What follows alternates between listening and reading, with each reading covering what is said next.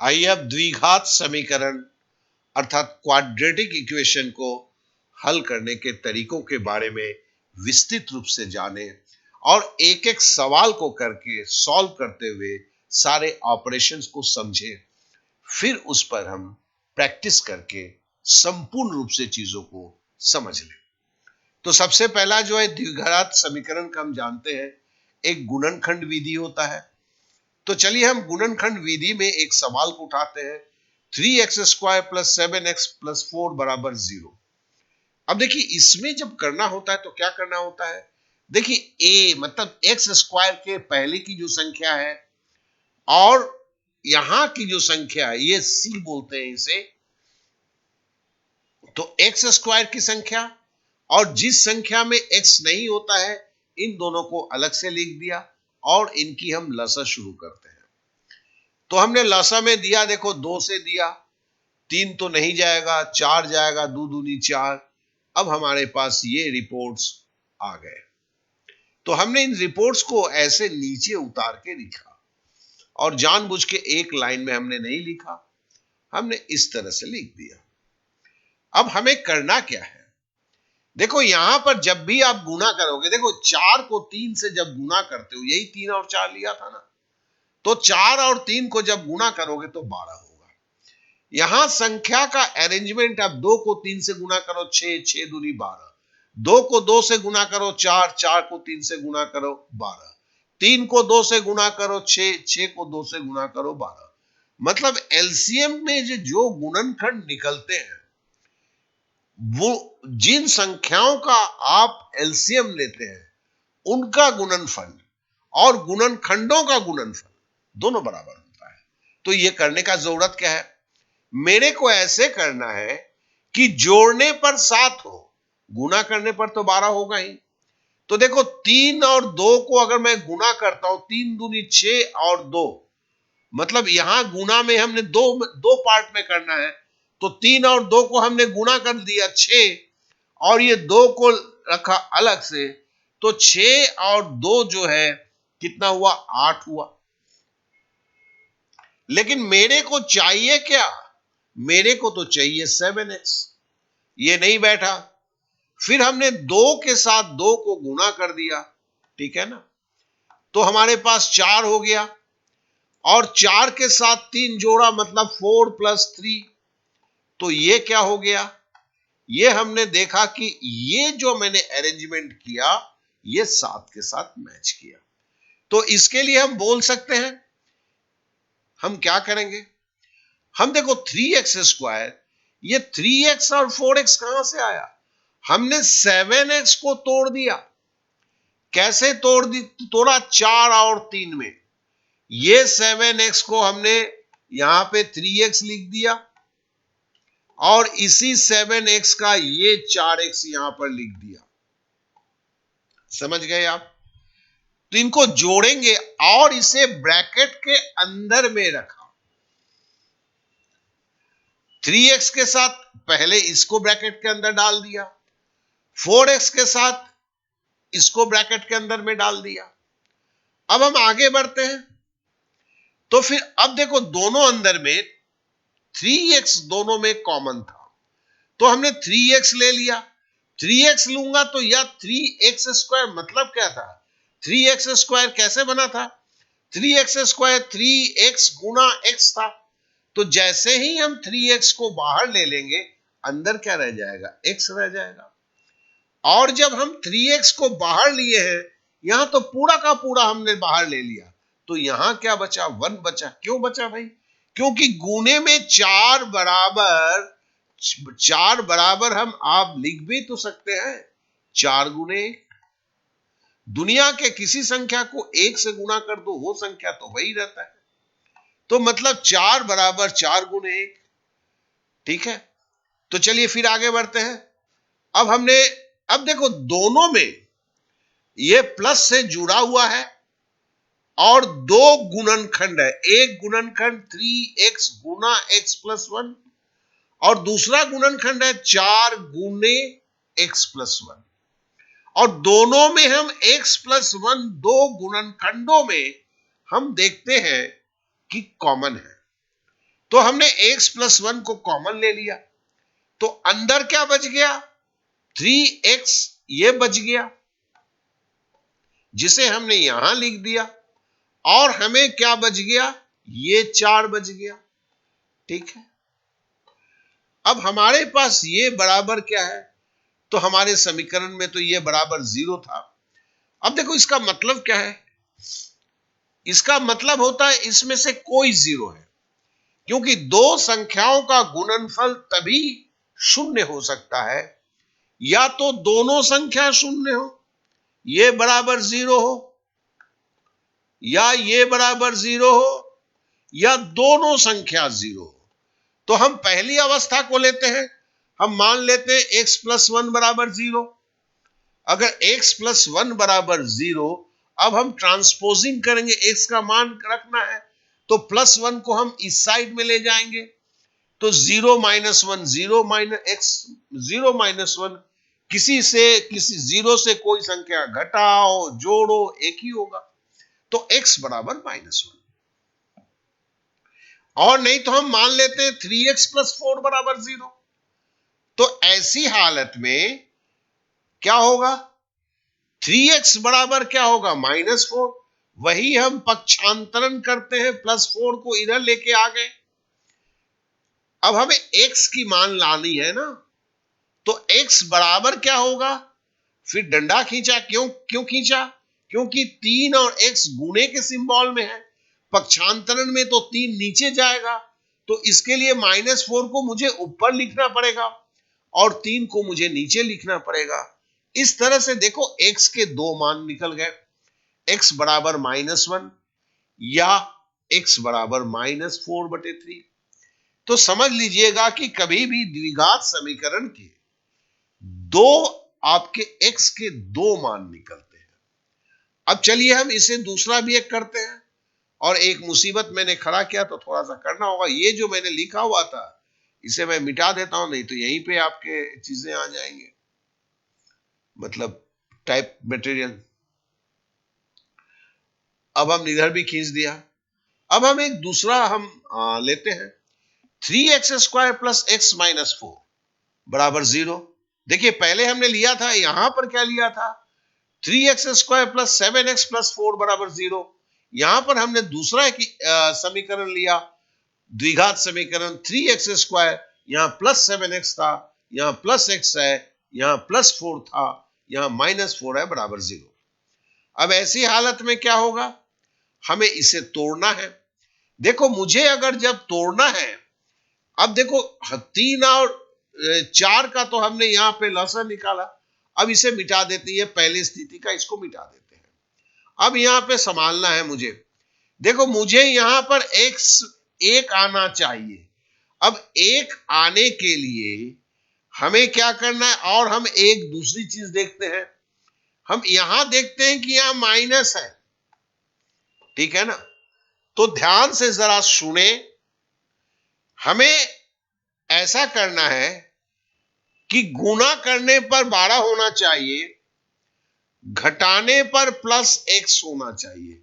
फिर से बोलता हूं, गुना करने पर -12 होना चाहिए। क्यों, 3 और -4 को अगर आप गुना करेंगे, 3 गुने अगर आप -4 को गुना करेंगे, तो आपको जवाब में क्या आएगा, जवाब में आपको -12 आएगा, ठीक है।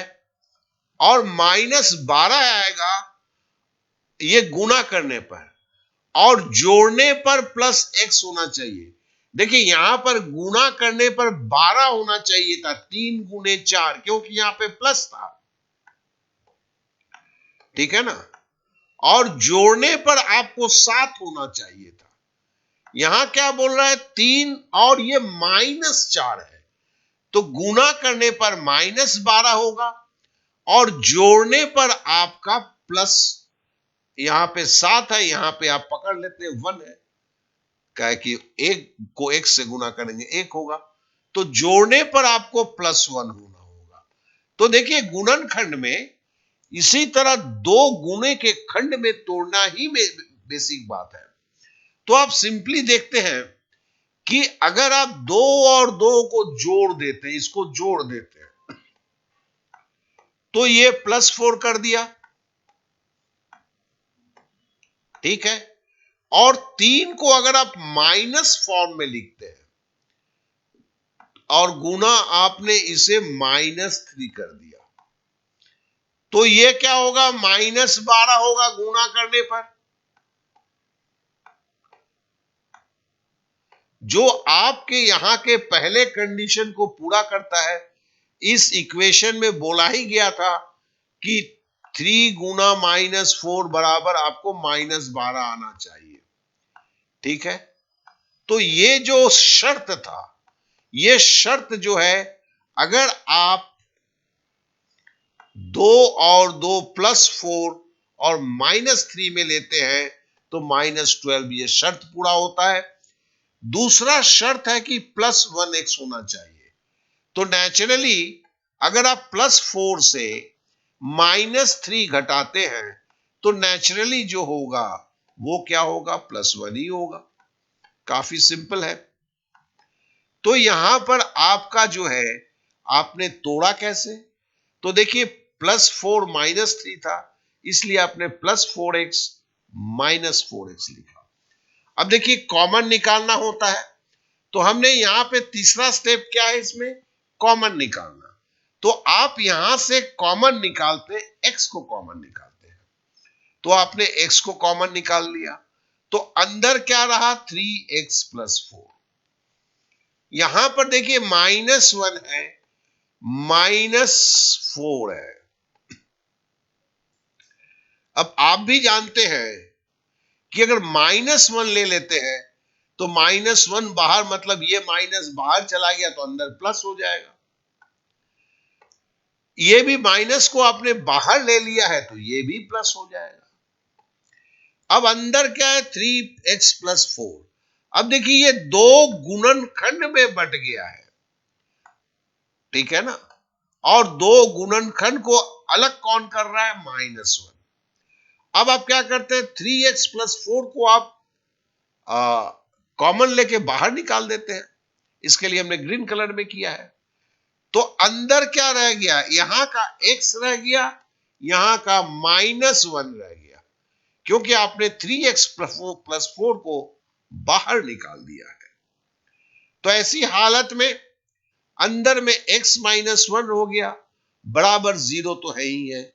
यही इक्वेशन खड़ा हुआ। अब देखिए, जैसे मैंने पहले भी बोला था कि ये दो संख्याओं का गुणनफल 0 तभी हो सकता है जब उसमें से कोई एक संख्या 0 हो, चाहे 3x + 4 0 हो, या आपका x -1 बराबर 0 हो, या तो दोनों संख्या ही 0। तभी दो संख्याओं का गुणनफल 0 या 0 हो सकता है। तो हमने 3x + 4 बराबर 0 पहला हमने ये माना, तो फिर क्या होगा, 3x बराबर पक्षांतरण करेंगे, +4 इधर चला जाएगा, -4 हो जाएगा। अब x का मान निकालेंगे तो वहां भी पक्षांतरण होगा, -4, और चूंकि 3x का 3 गुना में है तो 3 नीचे चला जाएगा, -4/3। और यहां एक वैल्यू निकला। दूसरा है कि हम x -1 बराबर 0 ले लेते हैं। अगर x -1 बराबर 0 ले लेते हैं तो अगर पक्षांतरण करेंगे तो -1 राइट साइड में चला जाएगा, x बराबर 1 होगा। इस तरह से हमें यहां पर भी दो मान मिला, x बराबर, यहां पर हमें दो मान मिला, और दो मान थोड़ा सा अलग है क्योंकि आप देखिए इक्वेशन भी अलग है। यहां पर x बराबर -1 -4/3 था, यहां पर x1 का मान निकला, दूसरा मान एक ही रहा, -4/3। अब चलिए इसे हम दूसरी विधि में, जो द्विघाती सूत्र विधि जो है, उस पे जानने की कोशिश करते हैं।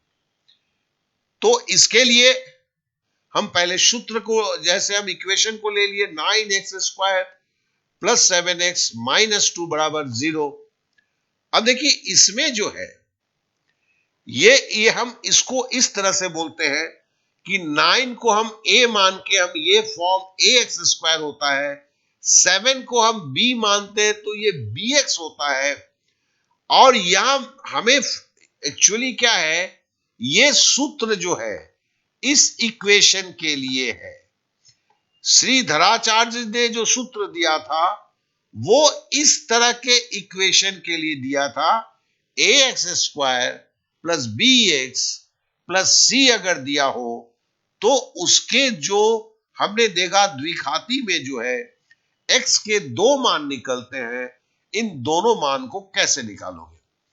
हमारे में क्या हुआ प्रॉब्लम हो रहा है, यहां पर हमें देखो यहां से अगर हम मिलान करते हैं, यहां ax स्क्वायर है, यहां 9x स्क्वायर है, तो इसका मतलब मैं बोल सकता हूं a बराबर 9 है। फिर देखो यहां पर bx दिया है, यहां पर 7x दिया है, इसका मतलब मैं क्या बोल सकता हूं, b जो है 7 के बराबर है। लेकिन यहां एक लोचा है, यहां c प्लस में है, मेरा जो है c वो माइनस में है। तो c को अगर मैं -2 मान लेता हूं, ठीक है ना, तो यहां पर ये प्लस में हो जाता है, c मेरा -2 है, तो मतलब हम इसको ऐसे ब्रैकेट के अंदर में रख देते हैं। तो यहां पर अगर हम c को क्या कर रहे हैं, -2 करके इसको ब्रैकेट के अंदर में रख देते हैं, तो इस तरह से मेरा ये प्लस मान आ जाता है। तो फिर हम आगे बढ़ते हैं। अब देखिए इसकी जो यहां पर प्लस और माइनस दिया हुआ था, इसका मतलब है कि x के जो है दो मूल हैं। एक को हमने x1 बोला, जहां पर सारे मान को तो हमने रखा, यहां से केवल प्लस मान को लिया, माइनस को नहीं लिया। दूसरा मूल जो है x2 है, मतलब x का दूसरा मान, जिसमें हमने नीचे के माइनस को हमने लिया, यहां के हमने प्लस को नहीं लिया, नहीं तो हर जगह सब बराबर है। अब हमें मान डालना है, तो x1 देखो b मेरा क्या है, b मेरा तो देखो 7 है, अंदर क्या है b स्क्वायर, 7 को अगर गुना करेंगे तो 49 होगा, यहां -4ac, मेरा a 9 है, c मेरा -2 है, तो 9 दूनी 18, 9 दूनी 18, 18 चौके 72, तो अंदर मेरा -72, ये 4ac जो है ये -72 है। चूंकि मेरा a 9 है तो 2a बराबर मेरा क्या हुआ, 18 हो गया। अब देखो x2 का मान मेरा वही होगा, केवल यहां पर प्लस था, यहां पर माइनस है, और नहीं तो सब कुछ बराबर है।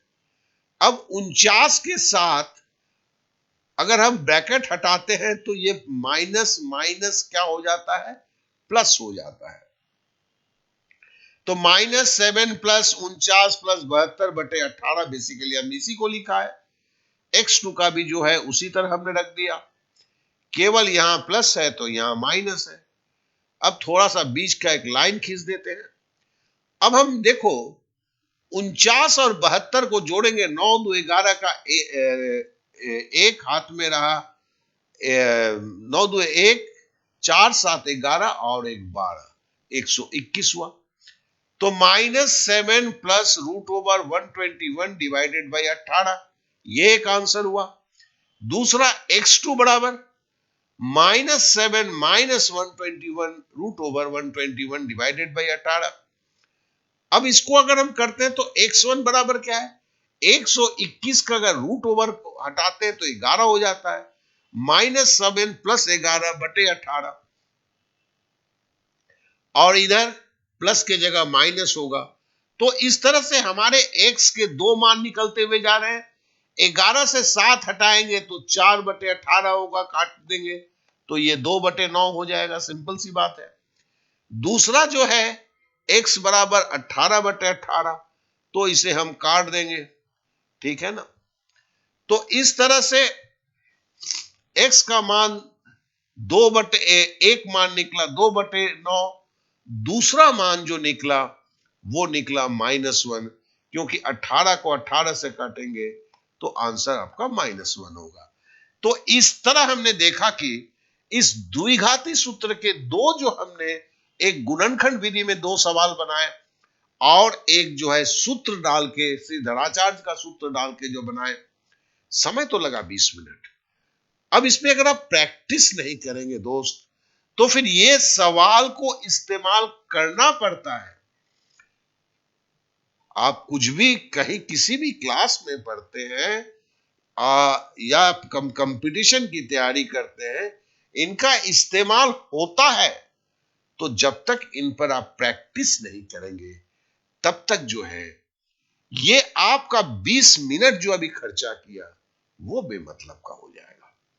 तो देखिए लिंक जो है डिस्क्रिप्शन पे दिया गया है, इसमें जैसे ही कुछ सवालों को प्रैक्टिस कर लेते हैं तो आप जान जाएं, आपको दोनों मेथड में प्रैक्टिस करना है तो आप जान जाएंगे कि आपको द्विघात समीकरण लगाना आ जाएगा और द्विघात समीकरण पे आधारित जो सवाल है उन सवालों को बड़े ही सफलतापूर्वक आप कर पाएंगे और खुद को कभी कमजोर नहीं पाएंगे।